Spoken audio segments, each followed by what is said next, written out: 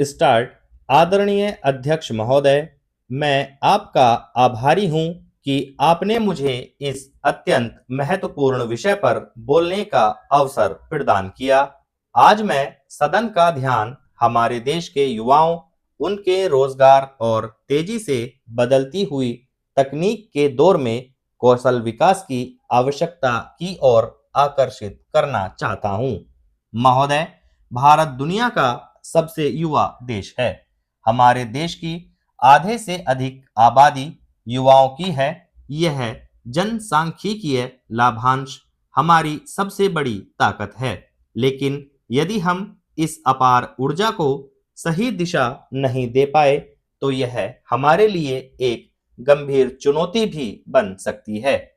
आज हम 21वीं सदी के उस मुहाने पर खड़े हैं जहां कृत्रिम बुद्धिमत्ता, मशीन लर्निंग और अन्य नई तकनीकें पूरी दुनिया के औद्योगिक परिदृश्य को तेजी से बदल रही हैं। ऐसे में यह अत्यंत आवश्यक हो गया है कि हम अपनी शिक्षा प्रणाली और कौशल विकास कार्यक्रमों को समय की मांग के अनुसार ढालें। चेंज।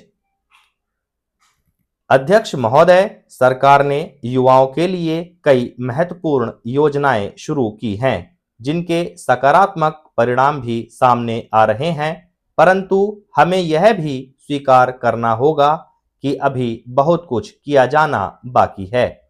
हमें केवल डिग्रियां बांटने वाली पुरानी व्यवस्था से बाहर निकलकर पूर्ण रूप से रोजगार परक और व्यावहारिक शिक्षा पर ध्यान केंद्रित करना होगा। आज उद्योगों को जिस प्रकार की कार्य कुशलता की आवश्यकता है और हमारे शिक्षण संस्थान जो शिक्षा प्रदान कर रहे हैं, उसके बीच एक गहरी खाई है। हमें इस खाई को पाटना ही होगा। महोदय, हमें अपने युवाओं को न केवल नौकरी चाहने वाला बल्कि नौकरी देने वाला भी बनाना है। इसके लिए हमें देश में उद्यमिता को बढ़ावा देना होगा। नए स्टार्टअप्स ने युवाओं में एक नई उम्मीद जगाई है, लेकिन ग्रामीण और अर्ध-शहरी क्षेत्रों के युवाओं तक इन योजनाओं का लाभ पूरी तरह से पहुंचना अभी भी सुनिश्चित किया जाना चाहिए। हमें छोटे और मध्यम उद्योगों को मजबूत करना होगा, क्योंकि ये उद्योग ही सबसे अधिक रोजगार का सृजन करते हैं।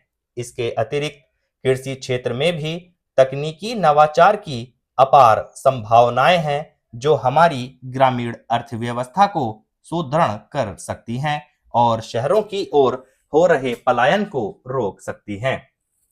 महोदय, मैं सदन के माध्यम से सरकार से यह अनुरोध करना चाहता हूं कि ग्रामीण क्षेत्रों में विश्व स्तरीय कौशल विकास केंद्र स्थापित किए जाएं। इसके साथ ही अनुसंधान और विकास के क्षेत्र में बजट बढ़ाया जाए, ताकि हमारे युवा नई तकनीकों का न केवल उपयोग करें बल्कि उनका आविष्कार भी करें और देश का नाम रोशन करें। अंत में मैं केवल इतना कहना चाहूंगा कि हमारे युवाओं में प्रतिभा की कोई कमी नहीं है। आवश्यकता केवल उन्हें सही मंच, सही मार्गदर्शन और सही अवसर प्रदान करने की है। यदि हम अपने युवाओं के भविष्य को सुरक्षित कर पाए तो कोई भी ताकत भारत को एक विकसित और आत्मनिर्भर राष्ट्र बनने से नहीं रोक सकती। जय हिंद। इस मैटर को आप प्रैक्टिस करिए, बार बार लिखने की कोशिश करिए।